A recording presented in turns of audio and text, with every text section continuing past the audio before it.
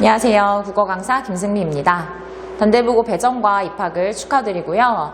아마 가장 관심 있고 걱정되는 부분이 시험이겠죠. 그래서 이제 단대부고에서 국어 1등급 받은 학생들 어떻게 준비했었는지 말씀드리도록 할게요. 일단은 단대국어 어떻게 치러지는지 이제 시험 특징 좀 말씀드리고요. 이제 유형이 어떤지 어떻게 대비해야 하는지 또 우리 수업에서는 어떤 준비들을 해나가는지 말씀드릴게요. 자, 일단은 단대국어 시험을 좀 한 문장으로 요약한다고 하면 약간 능동적인 대처가 필요한 시험이라고 요약할 수 있을 것 같아요. 그래서 이제 중간중간에 이제 시험 범위로 추가되는 부분들도 좀 있고, 그리고 한 2년 전 정도부터는 부교재가 이제 좀 높은 비중을 차지하게 되면서 실제적으로 학생들에게 스스로 뭔가를 할 것을 요구하는 그런 시험이 되어가고 있는 좀 추세예요. 그러다 보니까 학생들이 이제 스스로 준비하기는 이제 부담이 되는 부분도 있어서 같이 좀 시험을 잘 준비해 나가려고 하는데요. 일단 작년과 관련해서 좀 말씀을 드리면 객관식이 25문항 정도가 출제가 되고요. 이제 선훈수령은 2문항 정도가 출제가 돼요. 그래서 약간 이제 장단점이 있는데 선훈수령의 비중이 좀 적은 편이고, 그리고 이제 저 2문항도 그렇게 어려운 문항은 아니에요. 그러니까 선훈수령에서 변별을 주는 시험은 아니다 이렇게 말씀드릴 수 있고요. 대신에 이제 객관식 시험이 조금은 더 까다롭게 나오는 편이고, 시험이 전체적으로 봤을 때 아주 고난도의 시험으로 치러지는 그런 시험은 아니어서 실수를 안 하는 게 굉장히 중요한 시험이라고 할 수 있어요. 특히 이제 단대부고 학생들이 공부 열심히 하다 보니까 시험이 조금만 쉬우면 만점자가 한 40-50명씩 나와요. 그러면 등급 변별이 안 돼서 그 다음번 시험은 또 어렵게 나오고, 약간 좀 이런 이제 부분들이 있어서 매번 시험을 볼 때마다 실수를 최소화하고 시험이 쉽든 어렵든 간에 그 이제 어떤 부분에서 감점이 안 되는 거, 이게 좀 중요한 시험이에요. 일단은 시험에 들어가는 것들 한번 살펴보면 교과서, 그리고 이제 부교재는 조금씩 바뀌는데 뭐 오감도가 들어간 적도 있고 고단백이 들어간 적도 있어요. 그래서 부교재가 있고요. 그 다음에 어휘교재랑 프린트물 등 이렇게 좀 다양한 부분에서 시험 범위가 이렇게 조금씩 들어가다 보니까 학생들이 실제로 시험에 대해 준비할 때 범위가 어디고 또 어디가 혹시 범위에서 빠지진 않는지 이런 것들을 좀 예민하게 체크하는 게 필요하다고 할 수 있어요. 부교재 같은 경우에도 처음에 시험 범위를 조금 넓게 주고 그 다음에 나중에 여기서 뭐 이론은 빠지고 작품만 들어간다든지 이런 식으로 좀 조절을 해주는 편이어서 이런 것들을 놓치면 안 되겠죠. 이걸 이제 시험 범위는 어떻다라고 이제 표로 딱 주기도 하지만 대체로는 이제 교실 뒤에 붙여놓다 보니까 이런 것들을 체크하지 않고 넘어가면 막상 이제 시험 다가왔을 때 여기가 시험 범위 아니었어? 막 이런 문제도 생길 수 있으니까 이제 자기가 좀 잘 챙겨야 한다 이렇게 좀 말씀드릴 수 있을 것 같아요. 물론 이제 저도 챙겨주고 그리고 시험 때 우리가 같이 준비를 해나가기는 하지만 시험에 임하는 자세에 있어서 그렇게 좀 준비를 해나가는 게 좋겠죠? 자, 일단은 문학은 굉장히 중심적인 역할을 한다고 보면 돼요. 시험에서 좀 큰 비중을 차지하고 있고요. 문법 같은 경우에는 우리가 1학년에서 이제 1학년 교과서에서 들어가는 문법들, 요게 이제 현대문법 일부와 고전문법인데 그것만 들어가는 게 아니라 이제 추가적으로 프린트물이나 부교재를 사용하기 때문에 문법이 약간 조금 더 폭넓게 좀 더 많은 범위가 들어간다고 보면 되고, 그렇게 보면은 누적되는 부분들도 있어서 문법은 학생들이 처음부터 꼼꼼하게 확실하게 공부하는 게 중요해요. 그러니까 문학은 이번 시험에 들어갔던 작품이 다음번에 들어가진 않으니까 이제 새로운 시험을 준비할 때 약간 새로운 마음으로 임하면 되는데, 문법은 개념이 누적되는 거예요. 그러니까 형태소라는 개념이 한번 나오면 형태소는 문법에서 계속 나오거든요. 근데 처음에 시험 준비할 때 형태소가 헷갈린다 이러면 시험에서 계속 영향을 주는 거니까 문법을 확실하게 잡고 가는 게 좀 중요해요.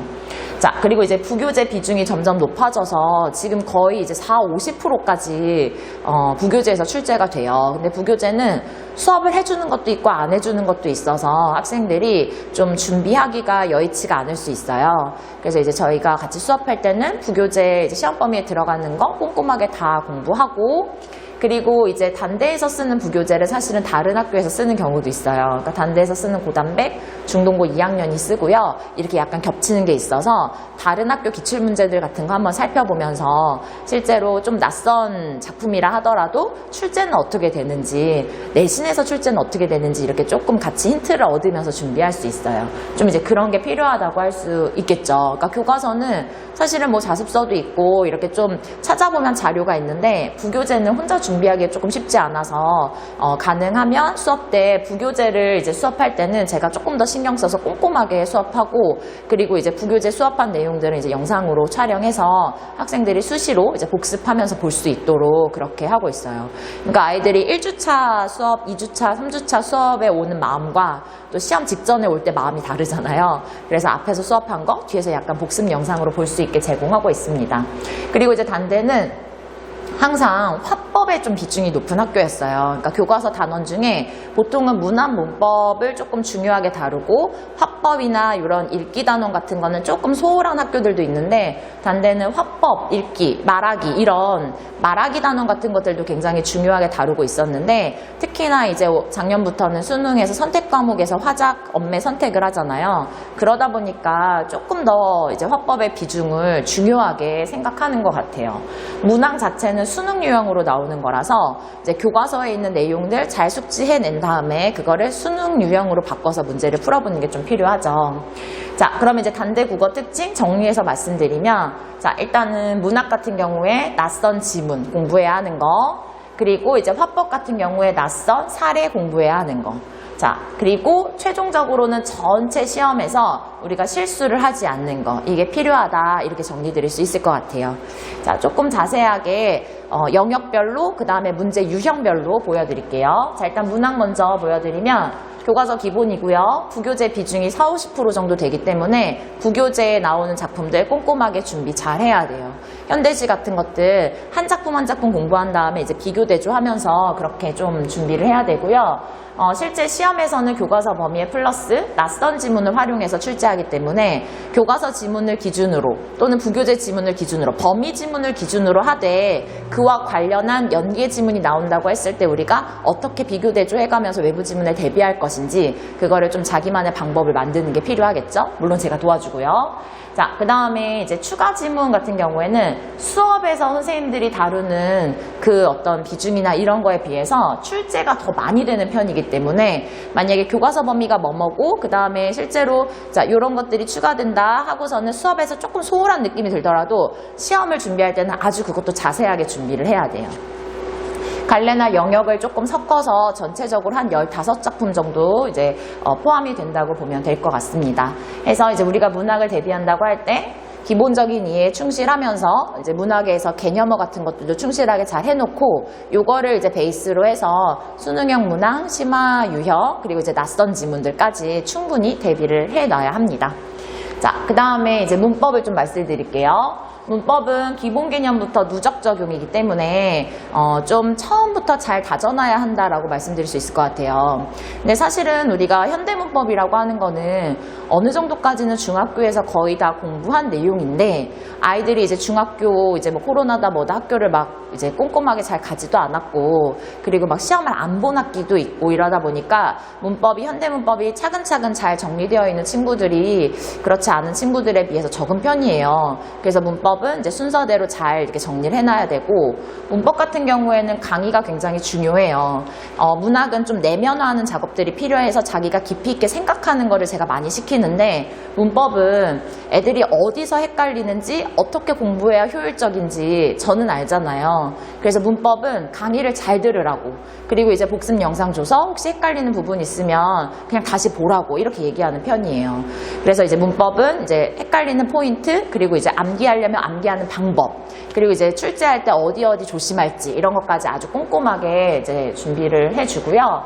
그리고 이제 추가 프린트물 같은 경우에 수능 특강 같은 게 들어가기도 했었어요. 그러니까 수능 특강에서 그 문법 이론 부분을 이제 올려주고 그 부분을 이제 출제한 건데, 수능 특강은 말 그대로 수능을 준비한 학생들이 보는 책이다 보니까 그 앞에 이론들이 굉장히 간략화되어 있어요. 좀 빈약하다고 할까요? 뒤에 문제가 더 중요한 거죠. 왜냐면 수능을 준비한 학생들이니까 사실은 공부를 다 끝낸 상황이니까. 그런데 여기 있는 것만 보면 그래서 이 정도라는 생각이 들지만 실제로 시험을 준비할 때는 문법에서는 뭐 어디가 출제될지 모르니까 그냥 뭐 단어가 들어간다. 그럼 이제 단어 다 꼼꼼하게. 품사가 들어간다. 그럼 품사. 뭐 의문이 들어간다고 의문. 이렇게 그 영역 자체를 확실하게 공부해둬야 돼요. 그리고 말씀드렸듯이 누적이기 때문에 처음 시험부터 문법을 잘 해놓는 게 중요하겠죠. 자, 그리고 단답형으로 굉장히 많이 출제되는 편이에요. 그러니까 서술형이 아니라 객관식에서 그냥 어떤 빈칸에 들어갈 거를 1, 2, 3, 4, 5로 주고 이제 물어보는 거니까 거의 단답형 문제죠. 이런 문제로 출제되는 편이어서 어쨌든 기본 개념을 암기를 해놔야 돼요. 어려운 편은 아닌데 말씀드렸듯이 틀리면 안 되기 때문이죠. 그래서 응용되는 것보다는 기본 내용 숙지가 중요하고 기본적으로 이해하고 암기했는지 그걸 다시 자기가 출력해낼 수 있는지 적용하는 것까지 이제 훈련을 시키고 있습니다. 자, 문제 유형으로 보여드리면 이제 객관식 문제 같은 경우에는 객관식에서 어쨌든 변별이 돼요. 최상위권은. 그러다 보니까 지금처럼 외부 지문들이 출제가 되는데요. 보시면 특히 이제 문학과 관련해서 이제 외부 지문이 출제가 되겠죠? 그러면 이제 문제에 나오는 것처럼 동일한 표현 기법이 쓰이지 않은 것 해서 한 지문에 나오는 뭐 정서 또는 상황 또는 뭐 표현 기법 또는 이렇게 특징적인 거에 대해서 관련해서 다른 지문에서 동일하거나 동일하지 않은 걸 찾을 수 있는가 해서 가장 기본적인 유형인데 역시나 출제가 되는 편입니다. 자, 그러면 이거에 대해서 어떻게 훈련하냐. 기본적으로 자기가 정확하게 내 지문을 알고 있으면 외부 지문이 나오더라도 연계해서 해석하는 연습들을 이제 할 수가 있겠죠. 자, 그런 연습이 좀 필요하고요. 그 다음에 비슷한 문제인데요. 하나의 지문을 주는 게 아니라 지금 5지문을 주고서는 5지문을 비교 대조하는 거예요. 물론 5개가 다 시험 범위에 들어갔던 문제긴 하지만 이런 문제가 의외로 오답률이 굉장히 높은데 하나하나 공부하거든요, 애들이 시험 때는. 근데 실제로 출제할 때는 5개를 묶어서 이들 사이에 비교 대조를 해라. 가는 나와 달리 또 뭐 가나와 다는 뭐 이런 식으로 가니까 굉장히 헷갈리는데 그래서 수업 때 꼭 하는 것 중에 하나가 작품을 하나씩 공부하고 나서 끝나고 나면 작품을 쭉 이렇게 줄 세워놓고 기준을 주는 거예요. 뭐 화자, 정서, 상황, 표현법 쭉 주고서 각 지문에 대해서 이렇게 분석해서 표로 만들기. 근데 그런 거 하다 보면은 아까 맨 앞에 보였던 유형 있잖아요. 이렇게 서로 외부 지문 비교 대조하는 거. 그런 거에 대한 연습도 좀 되더라고요. 그래서 요 지문, 요런 문제들, 요런 문제 유형 좀 공부해야 되고요. 그 다음에 이제 서술형 관련해서 좀 보여드리면 두문항 출제가 되고 어려운 편은 아니지만 틀리면 안 된다라고 말씀드렸죠. 그래서 보통은 뭐 찾아쓰기 또는 뭐 이렇게 여기 밑에 요 문제 보시면은 여기 기역, 니은, 미음에 들어갈 걸 쓰는 건데 이거 그냥 암기하는 거거든요. 허생전에서 그냥 암기가 당연히 필요한 부분이에요. 다만 암기 안 하면 못 쓰니까 암기해야 되겠죠. 그래서 출제될 것 같다라고 생각하는 부분을 다 키워드로 만들어서 이제 암기해야 합니다. 자, 단대에서 우리가 1등급을 선점하기 위해 어떻게 준비해야 할까? 저희 수업의 목표는 일단 첫 번째 교과서, 부교재, 어휘교재, 프린트물 전부 다 꼼꼼하게 이제 분석 암기하고요. 이제 객관식 고난도 문제, 외부 지문 낯선 사례 이제 분석 대비하고 키워드 만들어서 암기하기, 문법은 처음부터 꼼꼼하게 헷갈리는 포인트 잘 정리하기. 자, 그래서 이제 시험을 단순하게 준비한다기보다는 아주 철저하게 대비하는 것, 그게 이 수업의 목표입니다. 자, 그러면 이제 국어를 실제적으로 대비한다고 할 때는 유형에 맞춰서 반복해서 학습하는 게 좀 중요하다고 할 수 있는데 이제 전범위에 대해서 문법이든 문학이든 키워드로 만들어서 암기하는 것. 그리고 아주 깊이 있게 이제 심화해서 수업을 해요. 문학이든 문법이든. 왜냐하면 실제로 그냥 범위에서 나오는 것보다는 조금 더 어렵게 나오는 편이긴 하기 때문에 반복 테스트 하고 있고요. 이제 수업이 6시에서 9시까지지만 9시에 이제 수업 끝나고 나면 뒤에 10시까지는 이제 클리닉으로 오답한 거, 과제 해온 거, 완성도를 이제 체크하고 있습니다. 과제 같은 경우에는 아주 선별해서 주는 편이에요. 그러니까 사실은 이제 문제를 많이 던져주는 거는 너무 쉬운데 그렇게 하지 않고 단대 유형에 맞춰서 아이들이 좀 공부할 수 있도록 효율적으로 공부할 수 있도록 선별된 문제를 주려고 해요. 자, 실제로 수업 예시를 간단하게만 보여드릴게요. 자, 이렇게 학생들과 이제 어떤 시를 공부하고 나면 그 안에서 이제 외워야 하는 부분들 빈칸으로 해서 실제로 그냥 읽고 지나가는 게 아니라 암기했는지 이해 충분히 했는지 이게 출력이 되는지를 점검하는 식으로 이제 매주 확인하고 있고요. 그 다음에 중요한 내용들이나 아니면 문법에서 좀 암기해야 되는데 필기가 안 돼 있거나 하는 부분은 같이 정리된 필기로 같이 암기하고 있습니다. 좀 궁금하실 것 같은 부분들 테스트 과제 관리 부분 말씀드리면 테스트는 두 가지 형태예요. 첫 번째는 누적으로 진행되는 복습 테스트예요. 그래서 학생들이 1주차부터 거의 한 6주 이상 이렇게 수업을 하다 보면 그 주에 배운 거를 이제 그것만 테스트하지 않고 그러면 이제 좀 앞에 거는 까먹을 수 있기 때문에 누적으로 이렇게 테스트하고 있고요. 1번 테스트를 할 때 빈칸 넣기 테스트도 하는 거예요. 그 다음에 이제 두 번째는 전범위 모의고사. 이제 시험 범위 양이 많다 보니까 시험 범위가 어느 정도 마무리되고 나면 전체 범위를 해서 학교 시험과 동일한 유형으로 동일하게 이제 시험을 치러요. 최소 2번이고요. 그다음에 사실은 이제 많이 볼수록 좀 더 좋겠죠. 그래서 이렇게 실시하고 있습니다. 과제는 일단은 저희가 진도 나가는 교재 외에 이제 문제 교재로 2건이 나가는데 단원별로 되어 있어서 오늘 뭐 1단원 나갔으면 1단원 과제 이렇게 풀어오는 거고요. 그 다음에 복습 프린트가 있어요. 말씀드렸듯이 이제 1주차에 공부한 거 1주차 단원 과제 하고 나면 2주차에는 2주차 거를 하지만 앞에 거 누적으로 계속 조금씩 까먹지 않고 6주 동안 복습할 수 있도록 그렇게 과제가 나가고 있어요. 그리고 이제 학교 프린트물이나 부교재가 추가된다고 할 때 그와 관련한 이제 맞춤 과제가 추가됩니다. 매회 이제 수업 후에 진도나 테스트나 과제가 어떻게 됐는지 이제 피드백 드리고 있고요. 이제 수업 후에는 이제 30분 정도는 이제 직접 클리닉을 하고 있습니다. 그리고 학생들이 이제 수업을 하다 보면 이제 한 주 동안 수업을 쭉 하고 한 주 동안 혼자 공부하잖아요. 그래서 저하고 이제 문자나 카카오톡으로 이렇게 충분히 이제 질의응답할 수 있고요. 아까 말씀드렸듯이 주요 범위에 대해서는 동영상을 제공해서 학생들이 이제 복습할 수 있도록 그렇게 하고 있어요. 수업이 실제적으로 진행되는 과정을 보면은 이제 학원에 오게 되면 등원하면 이제 누적 복습 테스트 먼저 실시하고 이제 수업하고 그 다음에 이후에 관련한 피드백이나 여러 가지 과제 확인하고 다 완료된 후에 이제 귀가할 수 있도록 그렇게 하고 있어요. 그래서 아이들이 이제 수업을 하다 보면은 실제적으로 자기가 준비하는 것도 있지만 어쨌든 이렇게 확인해주고 점검해줄 때 확실히 조금 더 열심히 하는 측면도 있더라고요. 그래서 같이 좀 응원하고 북돋아주면서 이렇게 관리하면서 수업을 잘 이끌어 나가려고 합니다. 저희 수업은 이제 토요일 6시부터 9시까지 진행이 되고요. 이제 개강은 3월 12일로 일단 예정하고 있습니다.